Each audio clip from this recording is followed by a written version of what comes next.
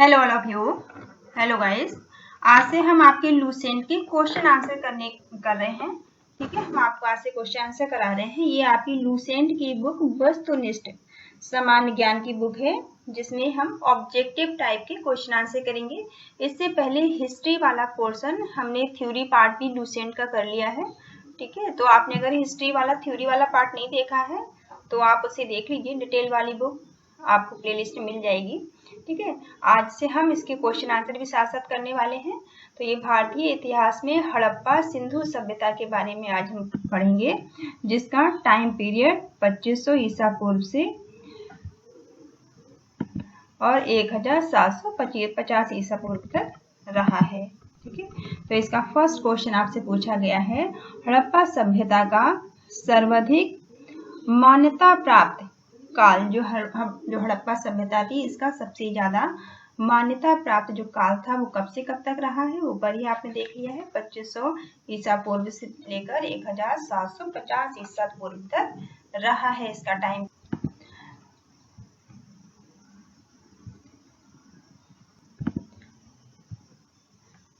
ठीक है, तो इसका टाइम पीरियड आप याद रखेंगे कि हड़प्पा सभ्यता का सर्वाधिक मान्यता प्राप्त जो टाइम पीरियड है वो कितना है, 2500 ईसा पूर्व से लेकर 1750 तक ये रहा है। दूसरा है क्वेश्चन आपका, सिंधु घाटी की सभ्यता निम्नलिखित में से किस सभ्यता के समकालीन नहीं थी। अब ये एक तो आपको सिंधु घाटी की सभ्यता के बारे में पूछा है, और नहीं आप जरूर याद रखेंगे क्वेश्चन में, नहीं पर आप विशेष ध्यान देंगे। तो जो सिंधु घाटी की सभ्यता निम्नलिखित में से किन सभ्यता के समकालीन नहीं थी। तो नहीं थी किसके समकालीन नहीं थी, इन जो ऑप्शन आपको दिए गए होंगे उनके अकॉर्डिंग आप देखेंगे। अगर आपने मेरा डिटेल वाला वीडियो नहीं देखा है तो आप उसे जरूर देख लीजिए, ताकि आपको कॉन्सेप्ट क्लियर होते चले। तो ग्रीक की सभ्यता के ये समकालीन नहीं थी। और दूसरा आपको याद रखने की बात ये है कि सिंधु घाटी जो सभ्यता थी वो किस किस के समकालीन थी। तो किस किस के समकालीन थी ये, मिस्र की सभ्यता के समकालीन थी, चीन की सभ्यता के समकालीन थी, और मेसोपोटामिया की सभ्यता के समकालीन थी। ठीक है, जबकि ग्रीक की सभ्यता के समकालीन ये नहीं थी। ठीक है, नेक्स्ट क्वेश्चन है आपका थर्ड, जिसमें आपसे पूछा गया है सिंधु घाटी की सभ्यता कहाँ तक विस्तृत थी। मतलब जो सिंधु घाटी की सभ्यता थी वो कहाँ कहाँ तक फैली हुई थी। तो कहाँ कहाँ तक फैली हुई थी ये, पंजाब, ठीक है, पंजाब, राजस्थान, गुजरात, उत्तर प्रदेश, हरियाणा, सिंधु और बलूचिस्तान तक ये फैली हुई थी। ठीक है, अब आप याद करेंगे, पंजाब, राजस्थान, गुजरात, उत्तर प्रदेश, हरियाणा, सिंधु और बलूचिस्तान तक ये फैली हुई थी जो सिंधु घाटी की सभ्यता थी। फोर्थ है, सिंधु घाटी की सभ्यता में घोड़े के अवशेष कहाँ मिले हैं। ठीक है, सिंधु घाटी की सभ्यता में घोड़े के अवशेष कहाँ मिले हैं। तो कहाँ पे मिले हैं घोड़े के अवशेष, सुरकोटदा में घोड़े के अवशेष प्राप्त हुए हैं। घोड़े के अवशेष जो है वो सुरकोटदा में मिले हैं, सुरकोटदा से घोड़े के अवशेष प्राप्त हुए हैं। फिफ्थ है, सिंधु घाटी स्थल कालीबंगल किस प्रदेश में है। तो सिंधु घाटी स्थल जो कालीबंगल है, कालीबंगल कहाँ पर है, ये राजस्थान में है। ठीक है, सिंधु घाटी स्थान जो कालीबंगन है वो कहाँ पर है, कालीबंगन, तो कालीबंगन ये राजस्थान में स्थित है। सिक्स क्वेश्चन है, निम्नलिखित में से किस पदार्थ का उपयोग हड़प्पा काल की मोहरों यानी कि मुद्राओं के निर्माण में मुख्य रूप से किया जाता था। तो आप इतना याद रखेंगे, हड़प्पा काल की जो मोहरें थी, हड़प्पा काल की मोहरों में, उनकी मुद्राओं में किस तरह की, उनके निर्माण में नहीं बनाने के लिए मुख्य रूप से किस तरह का प्रयोग किया जाता था। तो हड़प्पा काल की मोहरों के निर्माण में मुख्य रूप से क्या चीज प्रयोग में लाई जाती थी उनके निर्माण में, सील खड़ी। ठीक है, सील खड़ी जो चीज थी वो इनके निर्माण में प्रयोग में लाई जाती थी। तो सील खड़ी पदार्थ का उपयोग होता था हड़प्पा काल की मोहरों को बनाने के लिए। तो हड़प्पा काल की मोहरों को बनाने के लिए किसका प्रयोग होता था? सेल खड़ी का प्रयोग किया जाता था। ठीक है, ये वाला ऑप्शन सही है। हड़प्पा सभ्यता किस युग की थी? ये हड़प्पा सभ्यता किस युग की सभ्यता थी? तो हड़प्पा सभ्यता जो थी ये कांस्य युग की सभ्यता थी। ठीक है, हड़प्पा सभ्यता कांस्य युग की सभ्यता थी, याद रखेंगे आप। 7 का आंसर है कांस्य युग। हड़प्पा सभ्यता जो थी वो कांस्य युगीन सभ्यता थी। सिंधु घाटी सभ्यता के लोगों का मुख्य व्यवसाय क्या था? अब सिंधु घाटी सभ्यता के जो लोग थे उनका मेन व्यापार क्या था, उनका मुख्य व्यवसाय क्या था, वो क्या करते थे? ठीक है, सिंधु घाटी सभ्यता के लोगों का मुख्य व्यवसाय क्या था? तो उनका मुख्य व्यवसाय क्या था? उनका काम व्यापार करना था, वो व्यापार किया करते थे। सिंधु घाटी सभ्यता के जो लोग थे वो व्यापार किया करते थे। नाइन्थ में आपसे पूछा गया है हड़प्पा सभ्यता के निवासी थे। तो जो हड़प्पा सभ्यता के निवासी कैसे थे? वो शहरी थे। ठीक है, हड़प्पा सभ्यता के निवासी शहरी थे। आप याद रखेंगे कि हड़प्पा सभ्यता के जो निवासी थे वो कौन थे? वो 10th का आपका 10वां क्वेश्चन है सिंधु सभ्यता के घर किससे बनाए जाते थे? ठीक है, जो सिंधु सभ्यता के घर थे वो किससे बनाए जाते थे? तो सिंधु सभ्यता के घर जो थे वो ईंटों से बनाए जाते थे। कैसे बनते थे सिंधु सभ्यता के घर? ये ईंटों से बना करते थे। तो सिंधु सभ्यता के घर ईंटों से बनाए जाते थे, याद रखेंगे आप। जो सिंधु सभ्यता के घर हैं वो कैसे बने होते थे? वो ईंटों से बनाए जाते थे। हड़प्पा वासी किस वस्तु के उत्पाद में सर्वप्रथम थे? ठीक है, जो हड़प्पा वासी थे वो किस तरह की वस्तुओं में, किस तरह की वस्तुओं के उत्पादन में सर्वप्रथम थे? ठीक है, किस तरह की वस्तुओं के उत्पादन में सर्वप्रथम थे? वो कपास का उत्पादन। ठीक है, कपास जो होती है ना जिससे रुई बनती है, तो कपास के उत्पादन में वो सर्वप्रथम थे। सबसे पहले उन्होंने कपास का उत्पादन किया होगा। तो हड़प्पा वासी जो थे, हड़प्पा वासी कपास के उत्पादन में सर्वप्रथम थे। 12th का आपका ये 12वां क्वेश्चन है। 12th निम्नलिखित विद्वानों में से हड़प्पा सभ्यता का सर्वप्रथम खोजकर्ता कौन था? तो हड़प्पा सभ्यता की खोज सबसे पहले किसने की है? तो दयाराम साहनी। ठीक है, ये नाम आप भूलेंगे नहीं। दयाराम साहनी ने सबसे पहले हड़प्पा सभ्यता की खोज की है। हड़प्पा सभ्यता की खोज सबसे पहले किसने की है? दयाराम साहनी ने। ठीक है, दयाराम साहनी ने हड़प्पा सभ्यता की खोज सबसे पहले की है। सिंधु सभ्यता का पतन नगर यानी कि बंदरगाह कौन सा था? ठीक है, सिंधु सभ्यता का बंदरगाह यानी कि पतन नगर कौन था? ये लोथल था। बहुत बार पूछा गया है। ये सारे क्वेश्चन हैं जो बार बार रिपीट होते हैं एग्जाम में। ठीक है, आप सबसे पहले तो डिटेल वाली वीडियो देख लीजिए, जो मैंने थ्योरी अच्छे से आपको एक्सप्लेन की है, उसको आप देख लोगे तो आपको ये क्वेश्चन फटाफट याद हो जाएंगे। ठीक है, तो सिंधु सभ्यता का नगर, जो पतन नगर या बंदरगाह जिसे बोलते हैं, वो लोथल था। ठीक है, लोथल का नाम आप याद रखेंगे कि लोथल जो था वो सिंधु सभ्यता का पतन नगर यानी कि बंदरगाह था। ठीक है, पैमानों की खोज, जो नापतोल के पैमाने होते हैं। ठीक है, 14 का आंसर है पैमाने की खोज जो थी, पैमाने जो नापतोल की वस्तुओं को जिससे नापा तोला जाता है, पैमानों की खोज ने यह सिद्ध कर दिया कि सिंधु घाटी के लोग माप और तौल से परिचित थे। यह खोज कहाँ पर हुई है? ठीक है, सिंधु घाटी के लोग नाप तौल करना जानते थे। ये इस बात से साबित हो गया, जब पैमाने की खोज हुई तो ये साबित हो गया कि सिंधु घाटी के जो लोग थे वो नाप तौल करना जानते थे। और ये खोज कहाँ हुई है? लोथल में। ठीक है, ये लोथल में पता चला है। लोथल में माप तौल की चीजें, ऐसी चीजें मिली हैं वहां पे, जिससे कि ये प्रमाण मिला है कि सिंधु घाटी के लोग माप तौल से परिचित थे, माप तौल का वो उपयोग किया करते थे वैसी वस्तुओं का। तो ये उन्हें कहाँ से प्रमाण मिले हैं?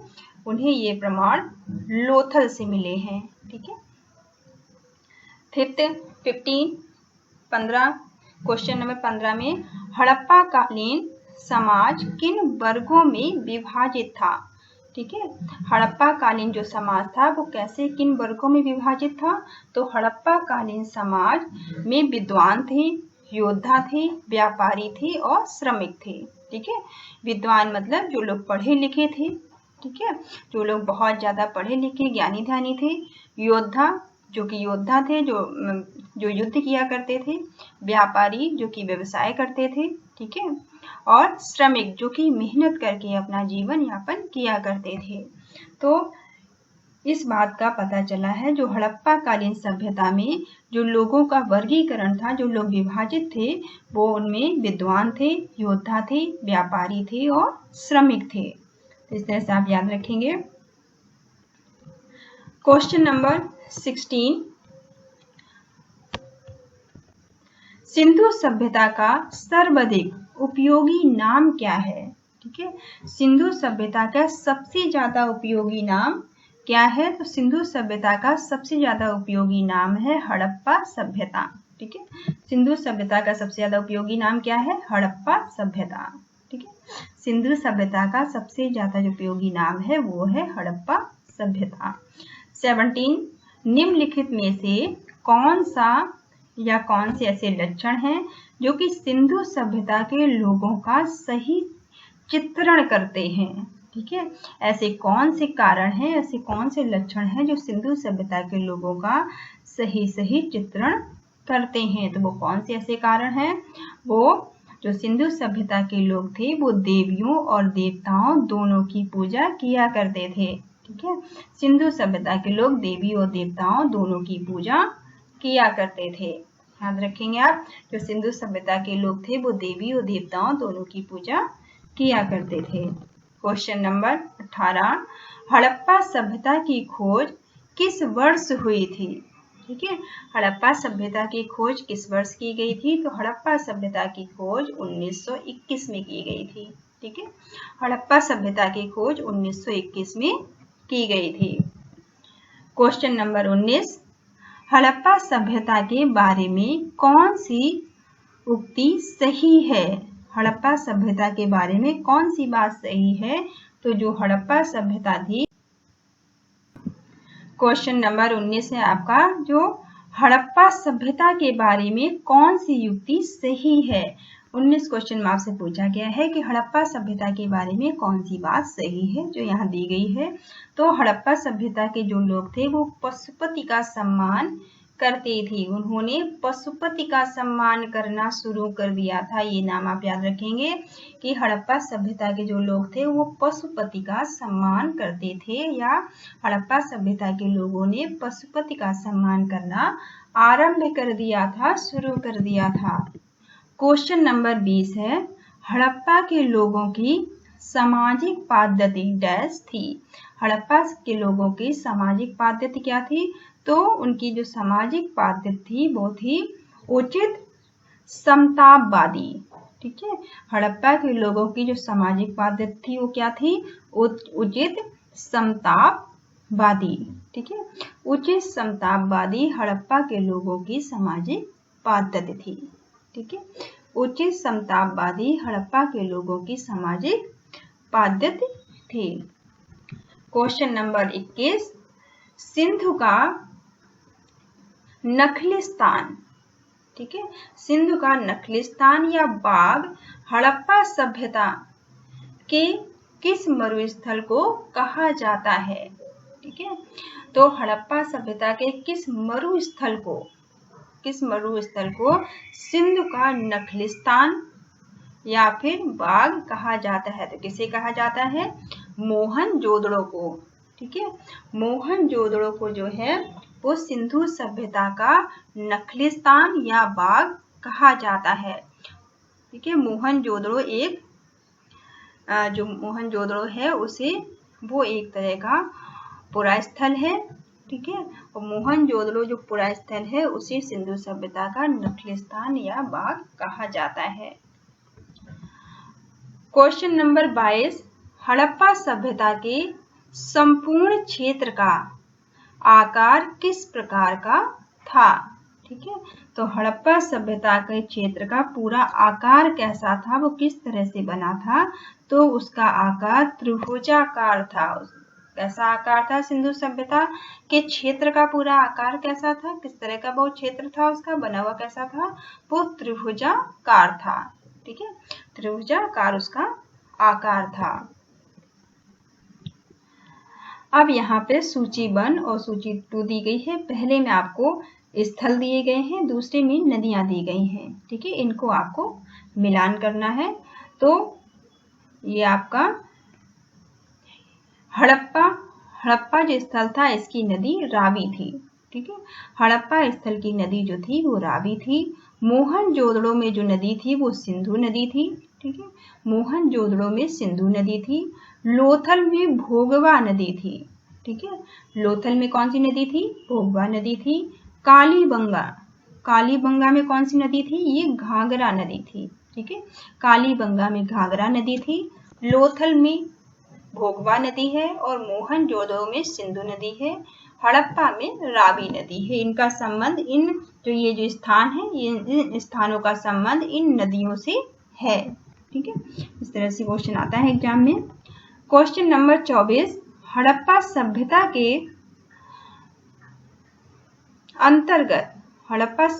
के अंतर्गत हल से जोते गए खेत का साक्ष्य कहाँ से मिला है। ठीक है, हल से जोते गए खेतों का साक्ष्य कहाँ से मिला है, ये कालीबंगा से मिला है। ठीक है, कालीबंगा से हड़प्पा सभ्यता में हल से जोते हुए खेतों का साक्ष्य मिला है।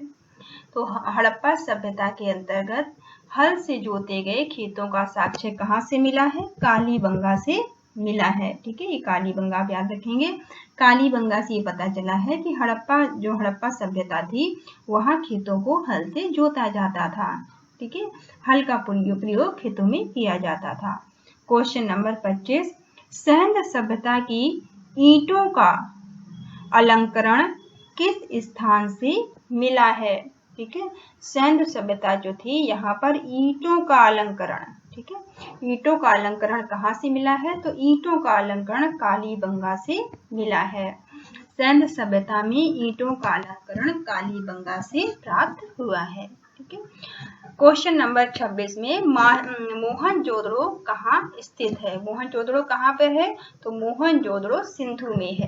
ठीक है, मोहनजोदड़ो कहाँ पर है, मोहनजोदड़ो सिंधु में स्थित है। क्वेश्चन नंबर 27, सिंधु सभ्यता में बृहद स्नानागार, जो स्नानागार था वो कहाँ पाया गया है, तो सिंधु सभ्यता में बहुत बड़ा जो बृहद स्नानागार पाया गया है मोहनजोदड़ो में। ठीक है, मोहनजोदड़ो से सिंधु सभ्यता में एक बहुत बड़ा स्नानागार प्राप्त हुआ है। तो मोहनजोदड़ो से एक बहुत बड़ा सा स्नानागार प्राप्त हुआ है। अब क्वेश्चन नंबर आपका 28 है कि सिंधु सभ्यता की मुद्रा में किस देवता के समतुल्य चित्रांकन मिलता है। ठीक है, सिंधु सभ्यता की जो मोहरें थी उसमें किस देवता की तस्वीर मिलती है। ठीक है, तो इसमें सिंधु सभ्यता में कौन से देवता की तस्वीर मिलती है, इसमें आदि शिव की तस्वीर मिलती है। ठीक है, सिंधु सभ्यता की जो मोहरें थी उसमें आदि शिव की तस्वीर मिलती है। सिंधु सभ्यता की मोहरों में किस देवता की तस्वीर मिलती है, किस देवता की तस्वीर का चित्रांकन किया गया है, तो इसमें आदि शिव की तस्वीर का चित्रांकन किया गया है सिंधु सभ्यता की मोहरों में। ठीक है, क्वेश्चन नंबर 29, निम्नलिखित में से कौन सा हड़प्पा कालीन स्थल गुजरात में था। ठीक है, कौन सा स्थल गुजरात में था, तो गुजरात में आपका लोथल, जो लोथल है वो कहाँ था, गुजरात में। ठीक है, तो हड़प्पा कालीन स्थान जो गुजरात में है वो कौन सा स्थान है, गुजरात में लोथल जो है हड़प्पा कालीन स्थान वो गुजरात में है। क्वेश्चन नंबर 30, मोहनजोदड़ो का स्थानीय नाम। मोहनजोदड़ो का स्थानीय नाम क्या है, मोहनजोदड़ो का स्थानीय नाम मृतकों का टीला है। ठीक है। मोहनजोदड़ो का स्थानीय नाम क्या है? मोहनजोदड़ो का स्थानीय नाम मृतकों का टीला है। आप याद रखेंगे, मोहनजोदड़ो को मृतकों का टीला भी कहा जाता है, mount of death. Question number 31, Harappa सभ्यता का प्रचलित नाम। अभी तो देखिए मोहनजोदड़ो का प्रचलित नाम पूछा गया था, अब यहाँ 31 में पूछा गया है हड़प्पा सभ्यता का प्रचलित नाम।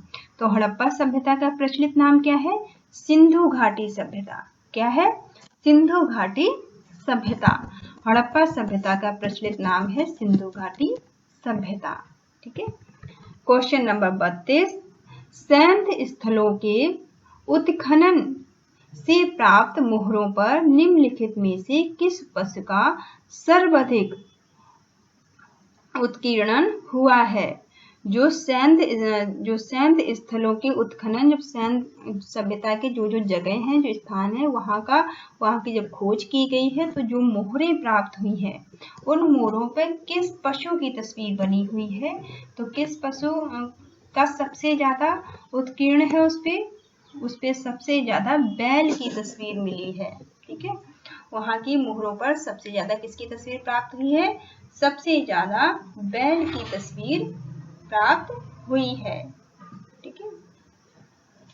क्वेश्चन नंबर 33, सिंधु घाटी सभ्यता जानी जाती है। सिंधु घाटी सभ्यता किसके लिए जानी जाती है? तो सिंधु घाटी सभ्यता जानी जाती है अपने नगर नियोजन के लिए। ठीक है। सिंधु घाटी सभ्यता जो है वो अपने नगर नियोजन के लिए जानी जाती है। सिंधु घाटी सभ्यता किसके लिए जानी जाती है? तो सिंधु घाटी सभ्यता अपने नगर नियोजन के लिए जानी जाती है। ओके। क्वेश्चन नंबर 34, सिंधु सभ्यता का कौन सा स्थान भारत में स्थित है? तो सिंधु सभ्यता का जो लोथल है वो कहाँ पर है? भारत में स्थित है। तो सिंधु सभ्यता का जो लोथल स्थान है वो कहाँ पर है? भारत में है। पर अभी हमने देखा था ना, जो लोथल है वो गुजरात में है। ठीक है। भारत में खोजा गया सबसे पहला पुराना शहर था हड़प्पा। जो भारत में खोजा गया सबसे पहला और पुराना शहर क्या था? हड़प्पा। हड़प्पा जो शहर है वो सबसे पहले खोजा गया और पुराना शहर है। ठीक है। तो आप याद रखेंगे, भारत में खोजा गया सबसे पहला पुराना शहर कौन सा है? हड़प्पा। क्वेश्चन नंबर 36, भारत में चांदी की उपलब्धता के प्राचीनतम साक्ष्य मिलते हैं। भारत में चांदी की उपलब्धता के जो प्राचीनतम साक्ष्य मिले हैं, प्रमाण मिले हैं, वो कहाँ से मिले हैं? वो मिले हैं हड़प्पा संस्कृत से। ठीक है। हड़प्पा संस्कृत से चांदी की उपलब्धि के प्रमाण मिले हैं। क्वेश्चन नंबर 37, सिंधु सभ्यता के बारे में कौन सा कथन असत्य है? देखिए, ये आप जरूर क्वेश्चन ध्यान से पढ़ेंगे, नहीं और असत्य। ठीक है। अगर आप क्वेश्चन में ध्यान नहीं देते हैं तो कई बार क्वेश्चन गलत हो जाता है। तो नहीं अगर किसी क्वेश्चन में आया है, असत्य आया है, तो इन चीजों को आप ध्यान देंगे। तो आपसे पूछा गया है सिंधु सभ्यता के बारे में कौन सा कथन असत्य है, कौन सा कथन सही नहीं है। तो कौन सा कथन सही नहीं है? इसमें जो कहा गया है, ये जो ऑप्शन दिए गए इसमें आपको कहा गया है लोग लोहे से परिचित थे, जबकि सिंधु सभ्यता के लोग लोहे से परिचित नहीं थे। ठीक है। सिंधु सभ्यता के लोग किन किन चीजों से परिचित थे? सिंधु सभ्यता के लोग नगरों में नालियों की सुदृढ़ता की व्यवस्था से परिचित थे। सिंधु सभ्यता में जो नालियों की व्यवस्था थी वो बहुत अच्छी थी। ठीक है। तो सिंधु सभ्यता के जो लोग थे वो नगरों में जो नालियां होती थी उससे वो बहुत अच्छी तरह परिचित थी। वहां पे बहुत अच्छी व्यवस्था थी उनकी। ठीक है। ड्रेनिंग सिस्टम बहुत अच्छा था। दूसरा, व्यापार और वाणिज्य उन्नत दिशा में था। जो सिंधु सभ्यता में बहुत अच्छा व्यवसाय चलता था, व्यापार अच्छा चलता था और वाणिज्य भी बहुत अच्छा था। ठीक है। और सिंधु सभ्यता के लोग मातृ देवी की उपासना किया करते थे। ठीक है। सिंधु सभ्यता के लोग मातृ देवी की उपासना करते थे। तो इन 3 चीजों से तो सिंधु सभ्यता के लोग भली भांति परिचित थे, लेकिन सिंधु सभ्यता के लोग लोहे से परिचित नहीं थे। क्वेश्चन नंबर 38, सूची 1 और 2 दी गई है, इसमें आपको मिलान करना है, ठीक है। तो फर्स्ट, सिंधु सभ्यता की उत्तरी सीमा। सिंधु सभ्यता की उत्तरी सीमा कौन कौन सी है? मांडा, जो कि जम्मू में है, ठीक है। सिंधु सभ्यता की उत्तरी सीमा मांडा है, जो कि जम्मू में है। दूसरी, सिंधु सभ्यता की दक्षिणी सीमा कौन सी है? तो सिंधु सभ्यता की दक्षिणी सीमा दैमाबाद, जो कि महाराष्ट्र में है, ठीक है। दैमाबाद महाराष्ट्र, जो कि सिंधु सभ्यता की दक्षिणी सीमा है। सिंधु सभ्यता की पूर्वी सीमा, सिंधु सभ्यता की पूर्वी सीमा कौन सी है? ये आपका आमलगीरपुर, जो उत्तर प्रदेश में है, ठीक है। जो आलमगीरपुर है उत्तर प्रदेश में, ये पूर्वी सीमा है सिंधु सभ्यता की। और सिंधु सभ्यता की पश्चिमी सीमा कौन सी है? सिंधु सभ्यता की पश्चिमी सीमा ये बलूचिस्तान है, ठीक है। बलूचिस्तान इसकी पश्चिमी सीमा है। क्वेश्चन नंबर 39, मांडा किस नदी के किनारे है? ठीक है, तो मांडा किस नदी के किनारे है? मांडा आपका चेनाब नदी के किनारे है, ठीक है। मांडा किस नदी के किनारे है? मांडा चेनाब नदी के किनारे है, ठीक है। तो मांडा किस नदी के किनारे है? मांडा चेनाब नदी के किनारे है, आप याद रखेंगे, मांडा चेनाब नदी के किनारे है। क्वेश्चन नंबर 40, हड़प्पा कालीन स्थल रोपड़ पंजाब किस नदी के किनारे है?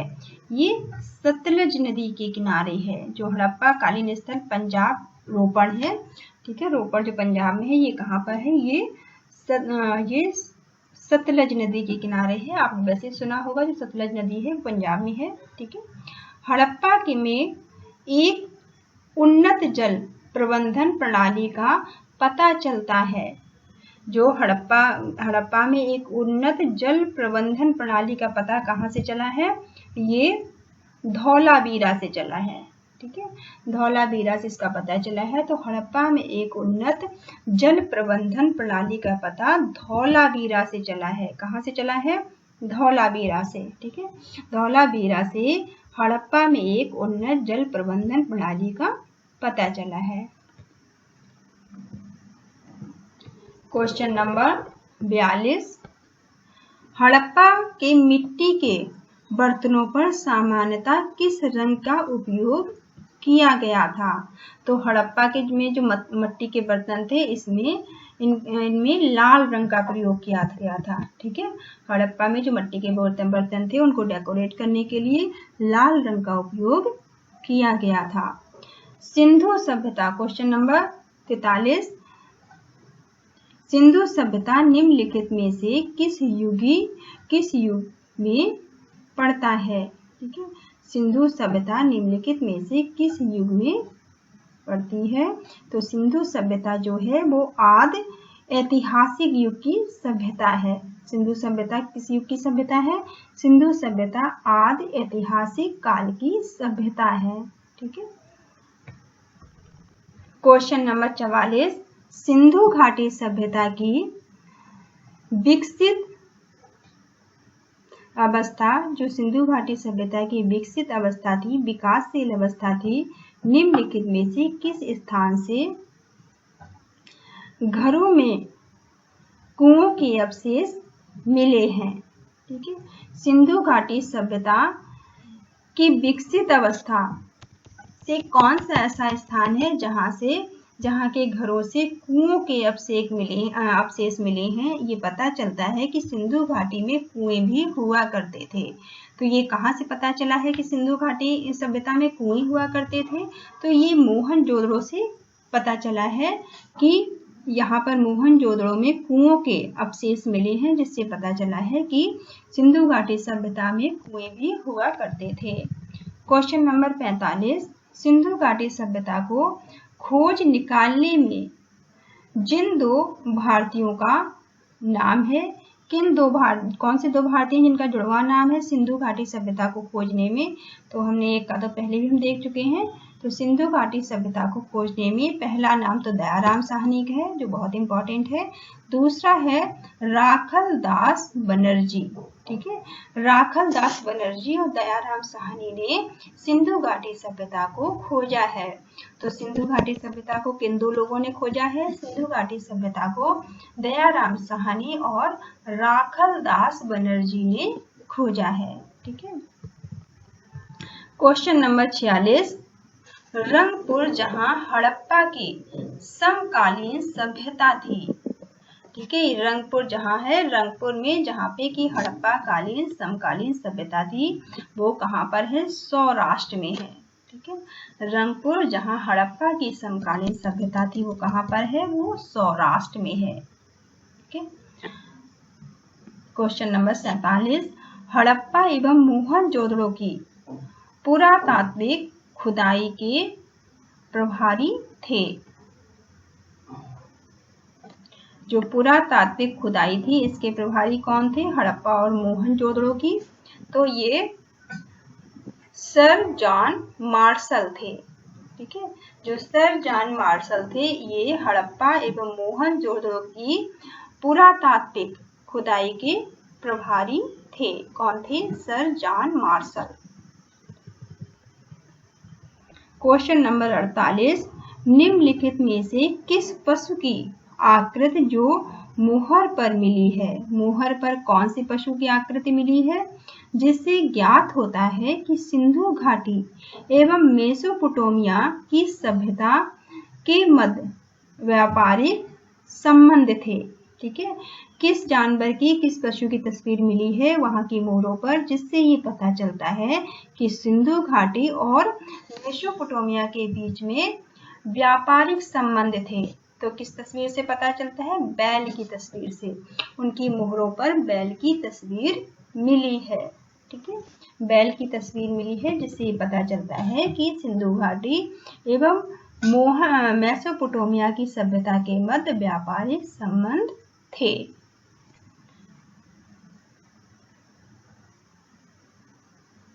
क्वेश्चन नंबर 49, सिंधु घाटी के लोग विश्वास करते थे।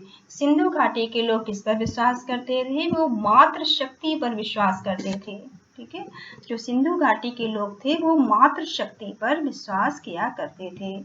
सिंधु घाटी के लोग किस पर विश्वास करते थे? सिंधु घाटी के लोग मातृ शक्ति पर विश्वास किया करते थे। ओके। क्वेश्चन नंबर 50, निम्नलिखित में से कौन सा सिंधु स्थल समुद्र तट पर स्थित नहीं है? नहीं को आप जरूर ध्यान देंगे कि कौन सा सिंधु स्थल समुद्र तट पर स्थित नहीं है। तो कौन सा स्थित नहीं है समुद्र तट पर?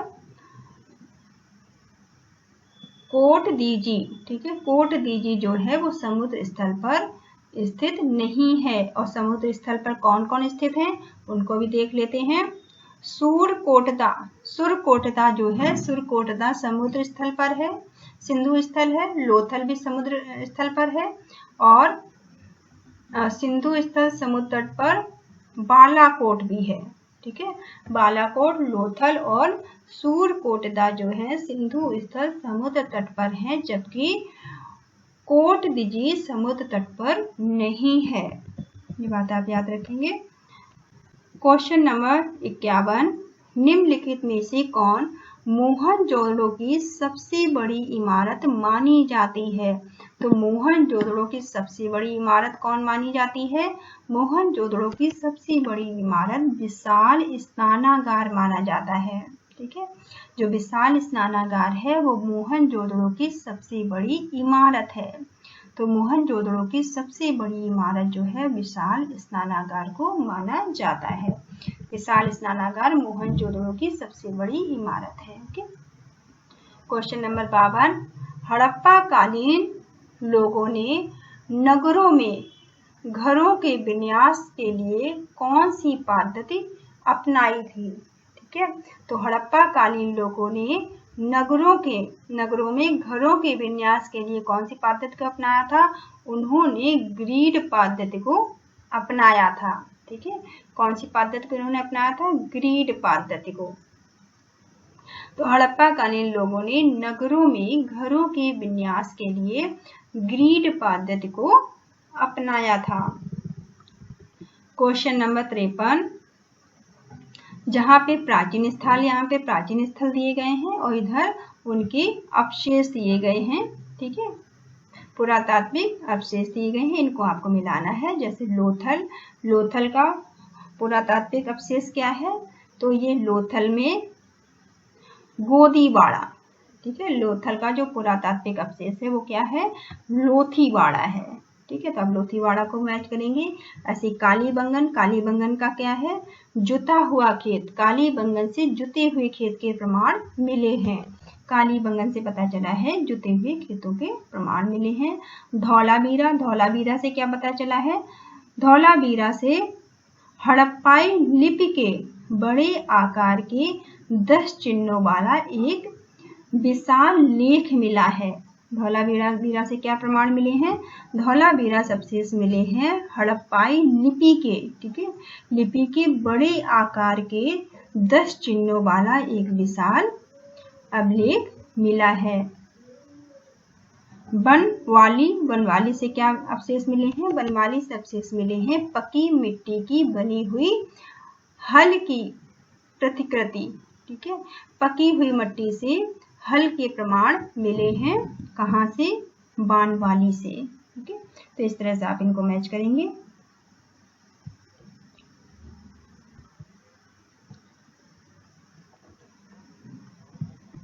क्वेश्चन नंबर 54 में आपसे क्या पूछा गया है कि निम्नलिखित में से पशुओं में किस एक का हड़प्पा सभ्यता में पाई मोहरों और टेराकोटा कलाकृतियों में निरूपण या अंकन नहीं है? अब नहीं को मैं बार बार जोड़ देती हूँ कि नहीं शब्द अगर आपने ध्यान नहीं दिया तो आप क्वेश्चन गलत करके आ जाएंगे। इसी नहीं शब्द पर आप विशेष करके ध्यान दीजिए। ठीक है, अगर नहीं शब्द पर आप ध्यान नहीं देंगे तो फिर आप क्वेश्चन को गलत कर देंगे। तो जो कि हड़प्पा सभ्यता में पाई गई जो मोहरें थी और टेराकोटा कलाकृतियों में निरूपण अंकन नहीं है। किन किन चीजों का अंकन नहीं? कौन से पशुओं का अंकन नहीं है? शेर का अंकन नहीं है। ठीक है, इसमें शेर की तस्वीर नहीं मिली है, जबकि जो तस्वीरें कौन कौन से पशुओं की तस्वीरें मिली है? हाथी है, ठीक है, गैंडा भी है और बाघ भी है, लेकिन शेर नहीं है इनकी मोहरों में। किस किस की मोहरों में शेर नहीं है? ये जो हड़प्पा सभ्यता की में जो मोहरें मिली हैं और टेराकोटा में जो कलाकृतियां मिली हैं उसमें शेर का कोई अंकन नहीं है, जबकि हाथी, गैंडा और बाघ का अंकन मिलता है। ठीक है, क्वेश्चन नंबर 55, हड़प्पा किस धातु से परिचित नहीं था? जो हड़प्पा वासी थे वो किस धातु से परिचित नहीं थे? नहीं पे आप जोड़ दीजिए। नहीं शब्द अगर आपने नहीं देखा तो क्वेश्चन आप गलत कराएंगे, आपको याद होते हुए भी गलत हो जाएगा, इसलिए नहीं पर जोड़ दीजिए। तो हड़प्पा वासी किस धातु से परिचित नहीं थे? तो हमने पहले भी हम देख चुके हैं कि जो हड़प्पा वासी थे वो लोहे से परिचित नहीं थे। हड़प्पा वासी जो थे वो लोहे से परिचित नहीं थे। और वो किन किन चीजों से परिचित थे अब ये आप देख लीजिए। जो हड़प्पा वासी थे वो सोने चांदी से परिचित थे, टिन एवं सीसा से भी वो परिचित थे और तांबा और कांच से भी वो परिचित थे, पर हड़प्पा वासी लोहे से परिचित नहीं थे। क्वेश्चन नंबर 56, निम्नलिखित में से किस स्थान से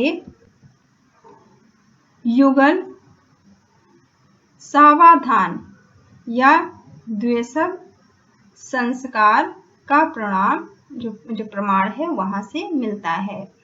किस जगह से जो प्रमाण मिलता है, किस स्थल से युगल, स्वाधन या दिवास संस्कार का जो है वो प्रमाण मिलता है? कहाँ से मिलता है इसका प्रमाण? ये लोथल से मिलता है। ठीक है, लोथल से इसका प्रमाण मिलता है।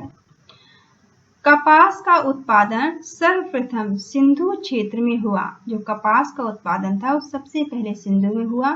जिसे ग्रीक या यूनानी के लोग किस नाम से जानते थे? जो कपास का उत्पादन है वो सबसे पहले तो सिंधु सभ्यता से हुआ, सिंधु क्षेत्र से हुआ, लेकिन ग्रीक और यूनानी लोग इसे किस नाम से जानते थे? तो ग्रीक और यूनानी लोग कपास को सिंडिन नाम से जानते थे। किस नाम से जानते थे? सिंडिन नाम से, कपास को सिंडिन नाम से ग्रीक और यूनानी लोग जाना करते थे। हड़प्पा के काल का तांबे का रथ किस स्थान से प्राप्त हुआ है? ठीक है, हड़प्पा में तांबे का रथ कहाँ से मिला है? 58 का आंसर है दैमाबाद। ठीक है, दैमाबाद से जो है तांबे का रथ प्राप्त हुआ है। हड़प्पा काल में तांबे का रथ मिला है दैमाबाद से। हड़प्पा वासी किन किन धातुओं का आयात करते थे? वो किन किन धातुओं का आयात करते थे हड़प्पा काल के लोग? चांदी का आयात करते थे, टिन का भी करते थे क्योंकि वो चांदी से भी परिचित थे, टिन से भी परिचित थे और सोने से भी परिचित थे, इसलिए हड़प्पा वासी जो थे चांदी, टिन और सोने का आयात किया करते थे। क्वेश्चन नंबर 60, हड़प्पा वासी लाजवर्द का आयात कहाँ से करती थे? ठीक है, लाजवर्द का मतलब क्या है?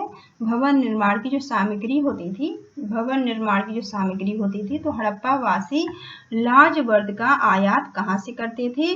तो वो लाजवर्द का आयात करते थे हिंदू कुश क्षेत्र के बदख्वासा से।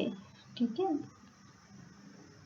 बदख्वासा से, हिंदू कुश क्षेत्र के बदख्वासा से वो हड़प्पा वासी के लोग लाजवर्द यानी कि जो भवन निर्माण, मकानों को बनाने की जो सामग्री होती थी उसका वो आयात किया करते थे।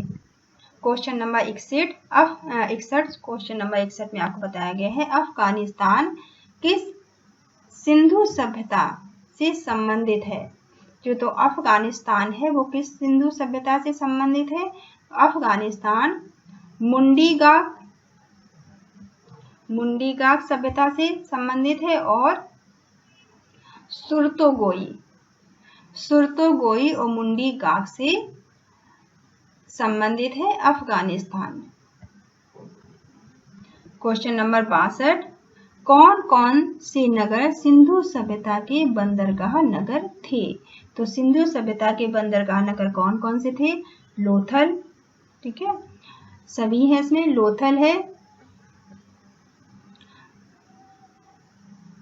सुत्कागेंडर, लोथल एवं सुत्कागेंडर और कुंतासी भी है, अल्लाहदीनो एवं बालाकोट भी है। ये सभी जो है वो सिंधु सभ्यता के बंदरगाह से संबंधित हैं।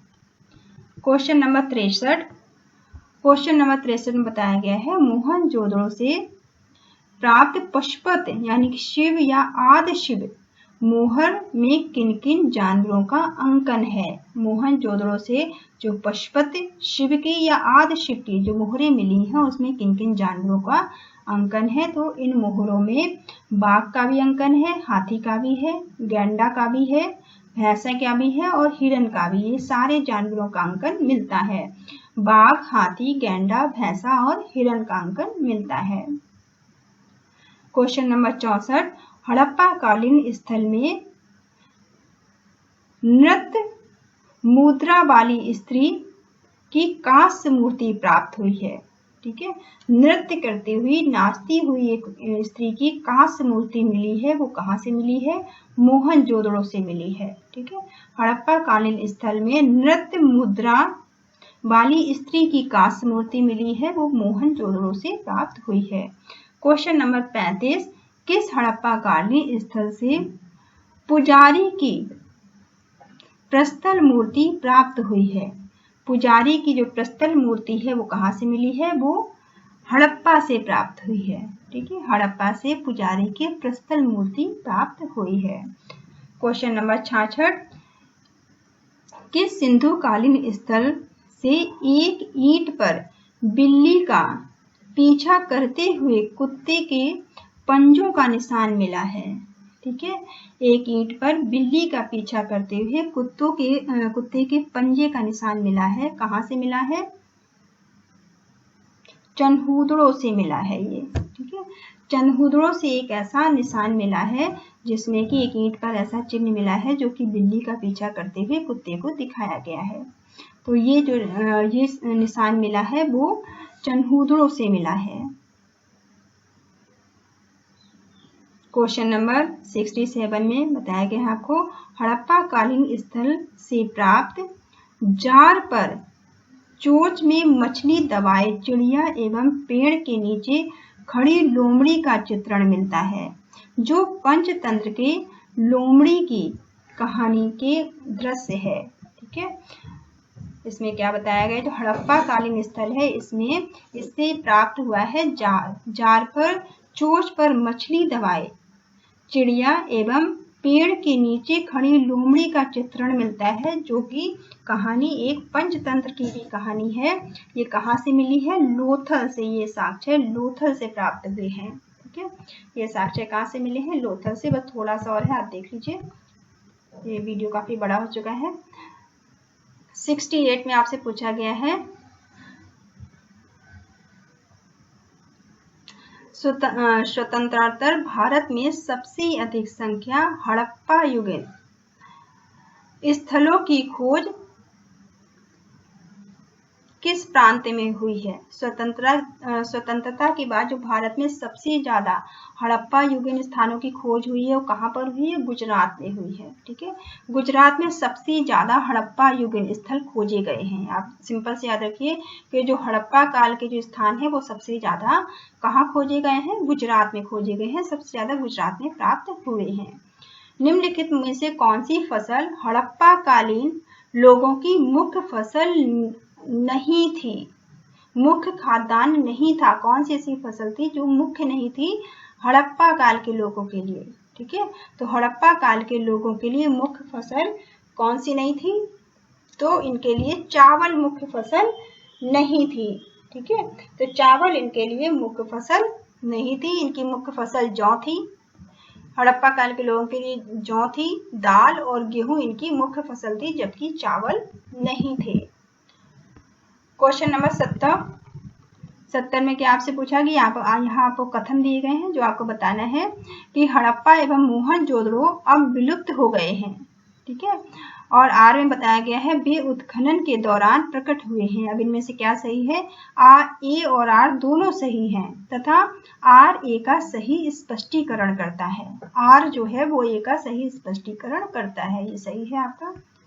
71 में पूछा गया है, सिंधु घाटी सभ्यता के संदर्भ में निम्नलिखित कथनों पर आप विचार करिए। ठीक है, तो सिंधु सभ्यता जो सिंधु घाटी सभ्यता थी इसके संदर्भ में जो कथन आपको दिए गए हैं कौन से सही हैं आपको बताने हैं। ये मुख्यतः लौकिक सभ्यता थी। जो सिंधु घाटी सभ्यता थी वो लौकिक सभ्यता थी तथा जिसमें धार्मिक तत्व भी मिलते थे, यद्यपि उपस्थित थे, धार्मिक तत्व उपस्थित थे और वर्चस्वशाली ये नहीं थी। ठीक है, आप याद रखेंगे सिंधु घाटी सभ्यता थी वो हमारी ये एक लौकिक सभ्यता थी। इसमें धार्मिक तत्व ही से प्राप्त हुए हैं, यद्यपि उपस्थित जो धार्मिक तत्व इसमें मिले हैं लेकिन ये वर्चस्वशाली नहीं थी। ठीक है, दूसरा है उस काल में भारत में कपास के वस्त्र बनाए जाते थे। कपास से वस्त्र बनते थे उस टाइम में। ठीक है, क्वेश्चन नंबर 72 में हड़प्पा कालीन स्थान दिए गए हैं और ये इनकी स्थिति दी गई है। तो मांडा कहाँ पर है? जम्मू कश्मीर में है। ठीक है, मांडा कहाँ पर उपस्थित है? जम्मू कश्मीर में। दायमाबाद कहाँ पर है? दायमाबाद महाराष्ट्र में है। ठीक है, दायमाबाद महाराष्ट्र में है। कालीबंगा जो है वो राजस्थान में है। और राखीगढ़ी कहाँ पर है? हरियाणा में। राखीगढ़ी आपका हरियाणा में है। ठीक है, हड़प्पा कालीन स्थलों में अभी तक किस धातु की प्राप्ति नहीं हुई है? नहीं पर ध्यान दीजिएगा।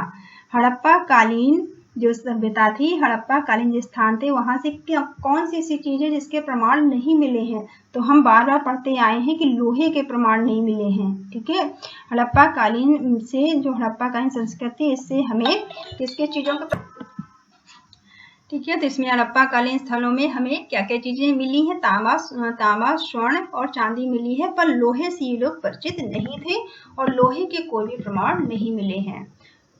क्वेश्चन नंबर 74, किस पशु के अवशेष सिंधु घाटी सभ्यता से प्राप्त नहीं हुए हैं? नहीं पर विशेष जो ध्यान दीजिए आप, कौन से नहीं मिले हैं? पहले भी देखते आ रहे हैं, शेर के अवशेष नहीं मिले हैं, जबकि सिंधु घाटी सभ्यता से हमें घोड़े के अवशेष भी मिले हैं, गाय का भी मिला है और हाथी का भी मिला है।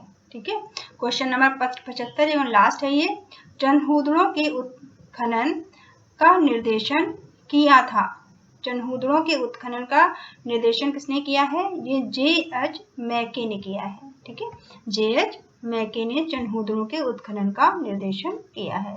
तो ये आपके यहाँ पे खत्म होते हैं। नेक्स्ट वीडियो में हम वैदिक संस्कृत के बारे में पढ़ेंगे। ठीक है, thank you all of you, thank you for watching. आप मेरे चैनल को लाइक करिए, शेयर करिए, सब्सक्राइब करिए। कोई आपको प्रॉब्लम है तो आप मुझे कमेंट कर सकते हैं। Thank you all of you.